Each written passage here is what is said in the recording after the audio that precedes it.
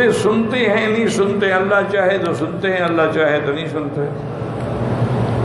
نہیں آپ نہیں سنوا سکتے نا، اللہ چاہے تو سنوا سکتے ہیں. آخر ہم جو سلام کہتے ہیں السلام علیکم یا دار قوم مؤمنین، اگر ان کو یہ سلام نہیں پہنچتا تو فائدہ کہنے کا کوئی آخر دیکھیں نا، آخر کوئی حکمت تو ہے نا.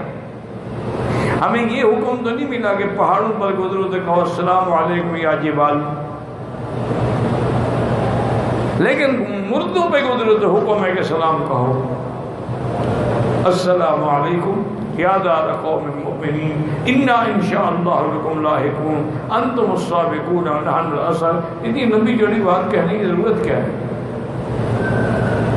اس لیے احادیث میں یہ بھی آتا ہے کہ مردہ جو ہے اپنے دفن کرنے والوں کے چلنے پھرنے کی آوازیں بھی سن رہا ہو. یسمع قرع نعالہم، بخاری شریف کے اندر یہ روایت موجود ہے.